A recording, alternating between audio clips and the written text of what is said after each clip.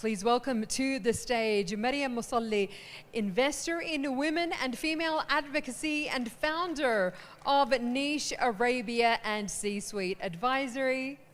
Wonderful to have you with us. Heidi, Elabd, an entrepreneur and angel investor. Welcome to the stage. Soha El-Turky, Deputy CEO and Executive Board Member at the National Bank of Egypt. And please welcome back to the stage your moderator, Joana, Jamil, Strategic Partner Manager, Global Partnerships for the MENA region at Meta. Thank you. Thank you so much. Shall we, ladies? Where would you prefer? I'll sit here. I can take here. Let's fill all the gaps. Hi, everyone. Long day.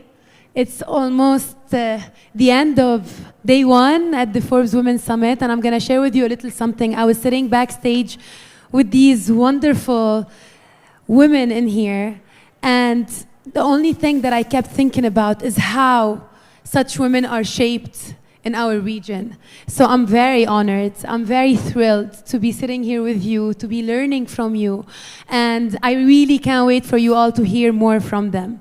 Women empowerment, a topic that we hear almost every single day. Sometimes it's thrown around, and sometimes it's used as an advantage, as a leverage, if you know what I mean. But in reality, all three of you, what you have in common is that you put it into practice. I'll start with you, Marriam, as a Saudi woman from Jeddah. I want you to talk a bit more about your way, your mindset, your vision on how you elevate women in business. Well, I think, as women, our superpower is really our collaborative mindset. We're open to helping each other. And I think, that's one of the things that has really driven me in my career in the past. I was very blessed to have amazing mentors. I'm going to name drop right now, but Her Royal Highness Princess Rima bin Bandar was someone that I looked up to and had the honor to work under. And she taught me a lot about giving back. And I think throughout my career and, by 15 plus years, that's something that's really been ingrained in me, really giving back to the community and supporting each other. So for me, again, I think as women, we're a lot more open to each other. And I think, forums like this, these safe spaces and being next to these amazing women here, it's really, important. And I'm sure we're going to be networking. I'm going to be stalking you for sure. Inshallah, we can work together. Heidi, you've been an angel investor for a while now. You've been investing in a lot of groundbreaking innovations, and you've been doing this based on a lot of intuition, a lot of study, a lot of passion of yours. But when it comes to investing in women, what are the key things that you've been looking for or that you are looking for? Honestly, I'm an angel investor. I invest in startups and brilliant entrepreneurs. I really face this challenge that this domain is not preferred by a lot of girls. Like by most of the girls, they just fear it. So in my portfolio, I only have one girl, honestly, just one girl, and the others are all males. And I keep looking for girls in this field, AI and innovation, e-commerce. I want to encourage girls to get into these fields more and to be more bold. I know we're known in the Arabs, the Arab people, they think girls cannot approach these fields, but no, they can. And I'm an example of this, let's say. I'm a graduate from business administration at the American University in Cairo. I don't do coding, I'm not a coder. And in 2014, I decided when I was living in London, I want to build my team of developers. Okay, and this was my first interaction with this world. So when I did that, I knew nothing about coding. And what I was responsible of actually was UX and UI. I did this for a gaming app in the beginning, and I hired a big team, and I built it for a whole year. But I faced this problem that the manager of the team was his mindset. The mindset of the developer that was leading the team was the issue. And this is how I learned how to select the entrepreneurs I need to invest in a later phase when I came back to Egypt. And now I'm focusing on investing in Egyptians and Arabs. So let's forget about And I'm going to circle back. I'm circling back to all of you about investing in Arabs and the region at large. But first, I want to tap into a very important topic when it comes to you, Soha. Soha, you have an extensive experience in the banking sector. a sector that is serious, that's been there for a long, long time. And not only that, but your role and what you're doing right now, but also what the bank, the National Bank of Egypt has been doing, has been shaping and changing the economic growth of the country for a while. What are the key strategies when it comes to banking, when it comes to you being in such a position of power that you implement to invest in women in Egypt specifically, but also in the region at large?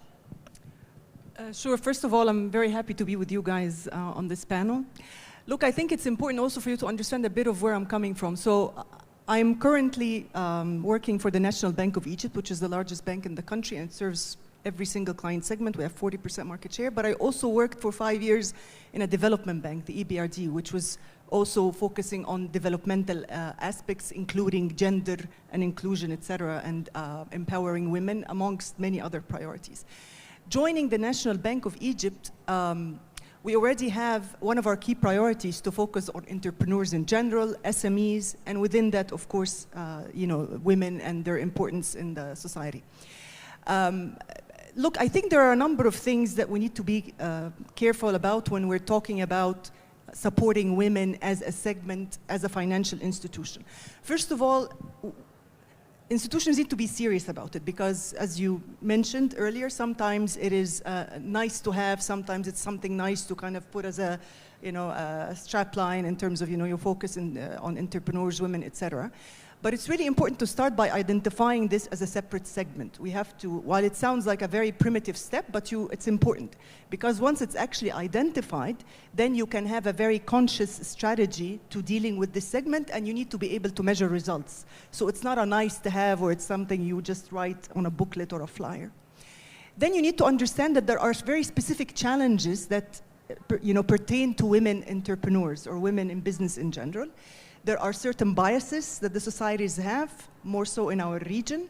There are certain constraints that they have that entrepreneurs face in general, but sometimes women more, like, for example, the availability of capital or their own availability of collateral, etc. There are issues about perceptions about women's capabilities.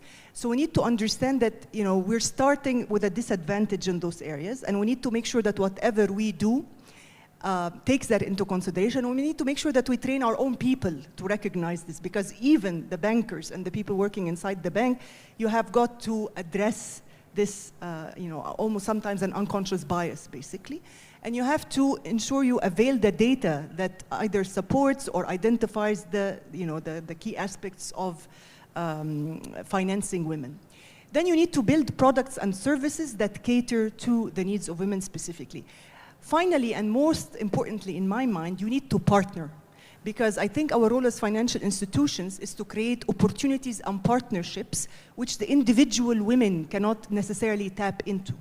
We work in partnership with a lot of important entities that focus on developing women in business. We work with international financial institutions that provide us sometimes with financing that we can on-lend to entrepreneurs at preferential rates sometimes. They provide us with grants or donor money that we can use also to support them in, for example, building their capabilities, leadership, governance, learning about how to develop your strategy.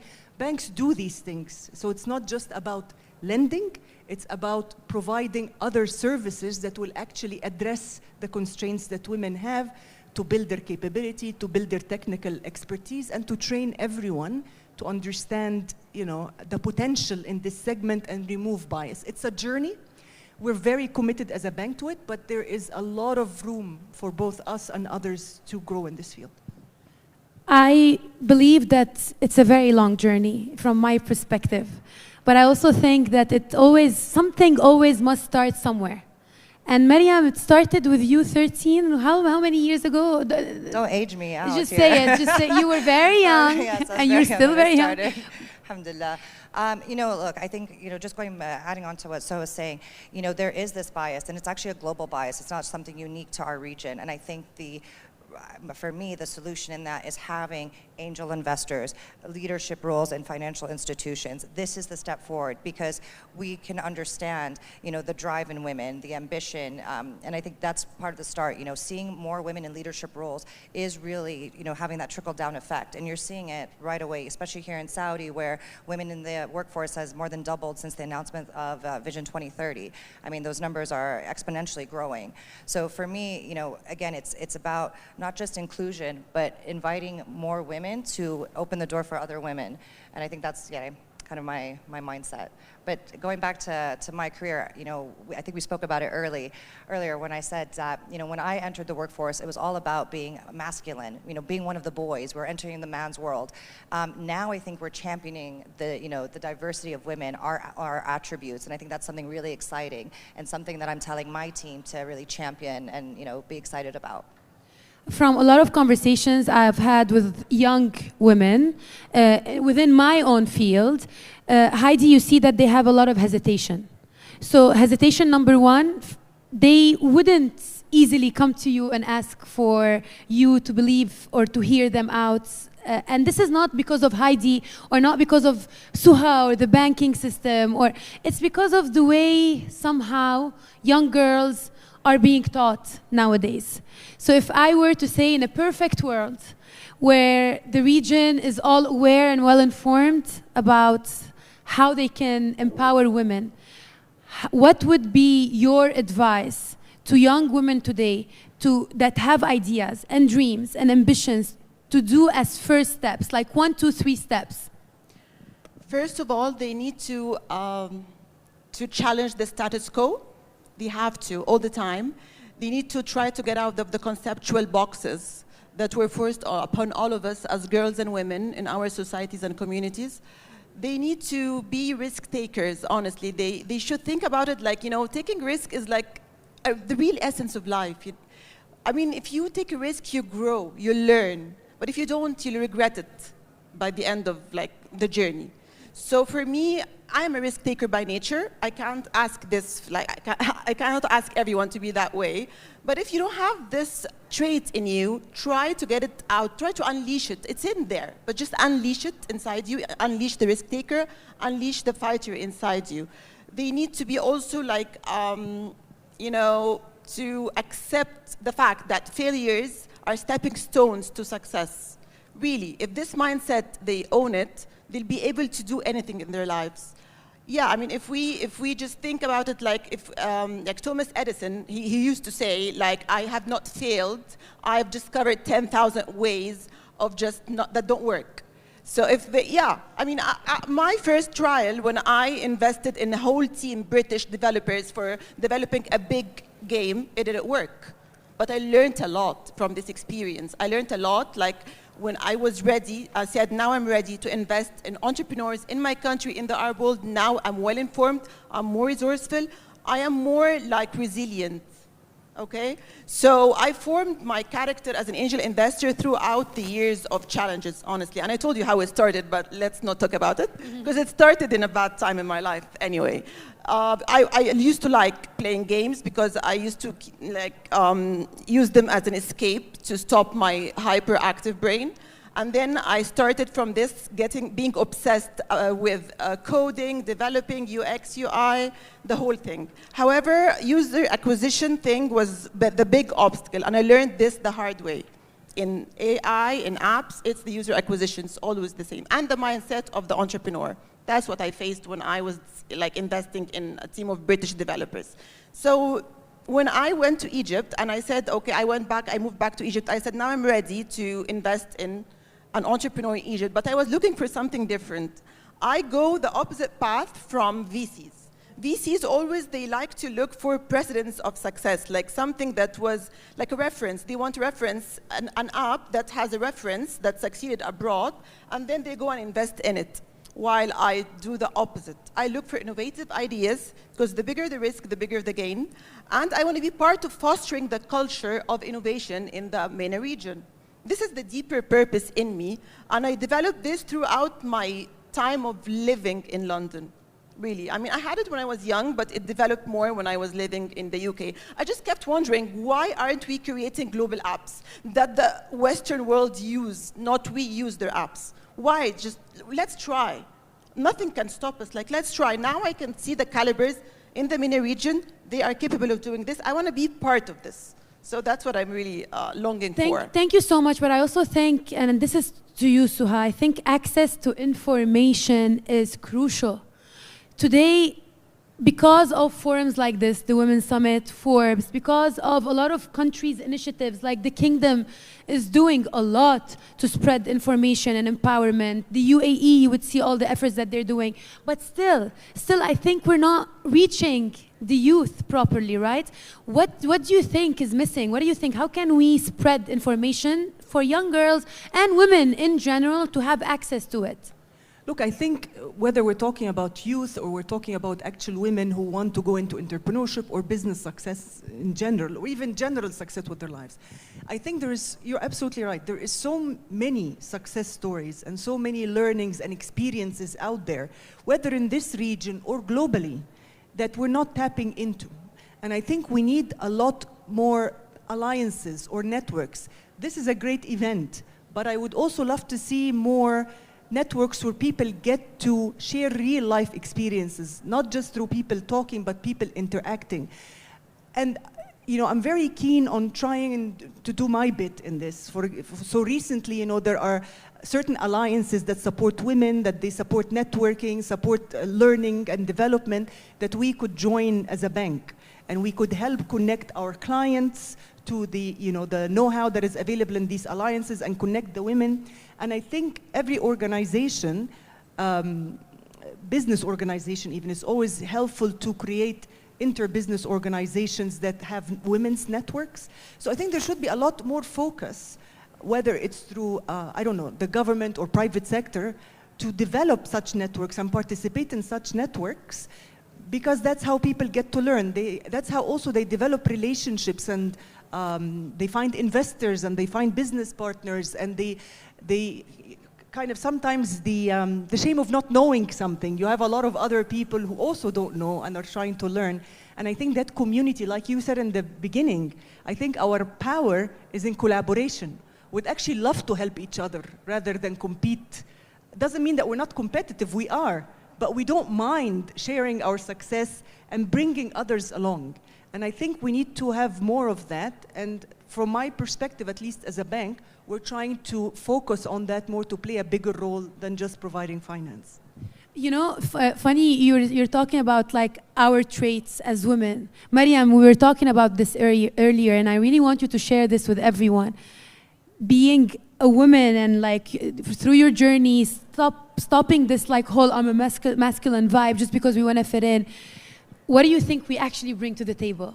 And I think this is very important for everyone to hear and spread, because what we bring to the table is actually a lot. So let's talk about what we bring to the table. I can tell you what I tell my husband every single day, is let's that go, I'm let's the multitasker. I do this, I do, I coordinate the kids' schedule, I have the office, so I think for me, that's definitely my superpower, and I like to rub it in his face every day. So I think as women, it's just something natural in us, because again, we're caretakers, it's innate. And so I think that's one, and again, just going back to the collaboration idea, where we can still be competitive, but we are more open. I've seen that now, having invested in some female startups, how these different founders are just willing to share information, and it's really amazing, because it really does empower one another. What about you, Heidi? What do you think? What do you think we bring to the table?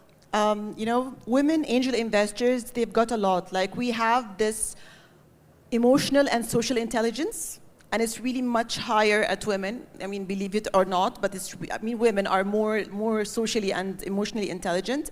And with this capacity, they can be really impactful investors. Like they can communicate with people, they can connect with them, they can listen carefully, respond thoughtfully. This thing, sometimes it lacks with men. But women, mostly, they have this innate capability in them. So with this sort of intelligence, that's what's needed, by the way, because at the end, when you invest in an entrepreneur, you don't invest in his ideas, you invest in his potential. You should have the capacity to get his full potential.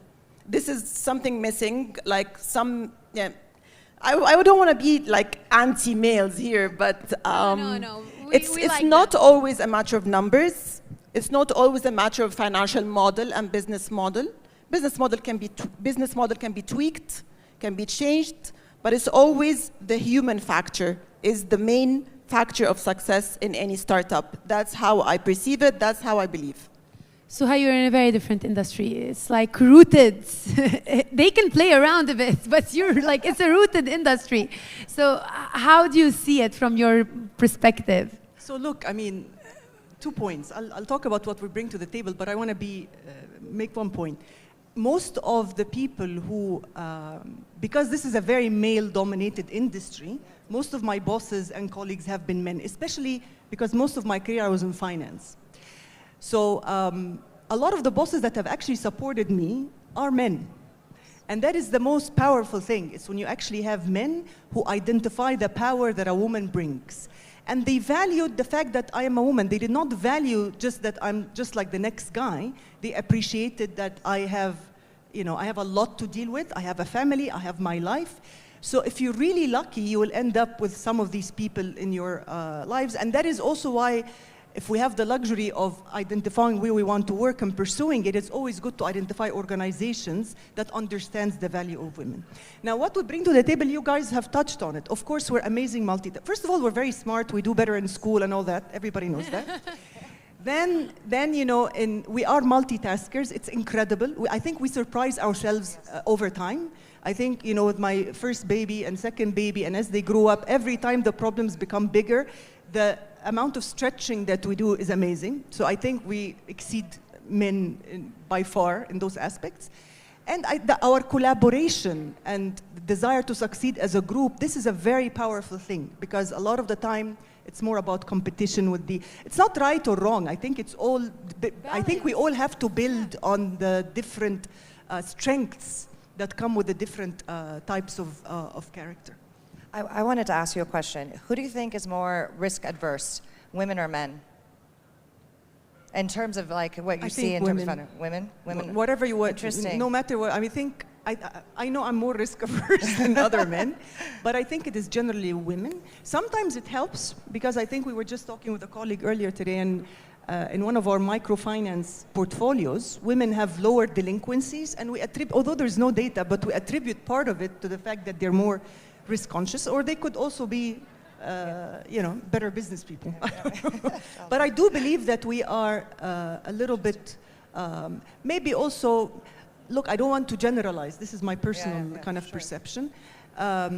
Maybe also we want to balance things out before we make a decision. We worry about the consequences for our families and children, etc. But it does not mean my ability to take risks and my confidence have increased a lot throughout the years. So you certainly have a lot in you than you think you do starting out in life. So over the last 30 years, I have really grown to have more confidence, to take more risk. But I needed support, and I needed the mentorship. And like I said, it came from both men and women. If I may reflect on Soha's words, innovation is rarely a solitary endeavor. It's rarely, it always needs to be fostered in inclusive cultures, and women are really capable of creating these cultures and these environments.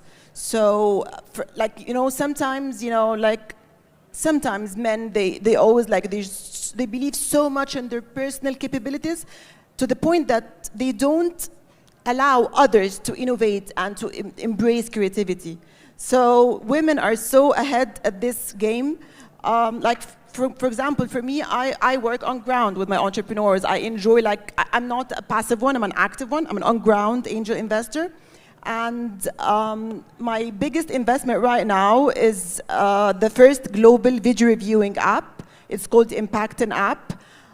When I met the founder, Mohammed Wahid, he's one of the best brilliant entrepreneurs in the MENA region. He was, how I approached him? Very unconventionally, over the DMs. Instagram. Yeah. Instagram. Instagram. Over the DMs. I like the concept because it's monetizing the word of mouth. It's utilizing the benefit and the value of the word of mouth. So instead of just writing a review like Yelp or TripAdvisor, you just do it in a video on a platform. And we're creating this win-win situations and this community, win-win situation between businesses and users. So for users, if you do this, you get rewarded in cash, an incentive, like, or a discount. And for businesses, they get all the insights, the data, the analysis, and they use it for improving and enhancing their service or their product. We made a big success story in Egypt, and now we're expanding to Dubai, and from Dubai to global. And I still believe that we can make it. The team and me and Mohammed Waheed, we all want to be the creators of the first global app from the MENA region. Amen. Amen, Heidi. Amen. Thank you. Ladies, what I'm going to say is what we also bring to the table is this generosity of sharing. Just this need in us to just give it everything that we have. Forbes, thank you so much for enabling this panel to happen. I feel like something enlightened in my own head. So thank you. Thank you, Marriam. Thank you, Heidi. Thank you, Soha, for such a beautiful panel. And thank you, everyone, for your time. I hope you've enjoyed it. It's my absolute pleasure. Thank you so much for having me and for having us. Thank you. Thank you.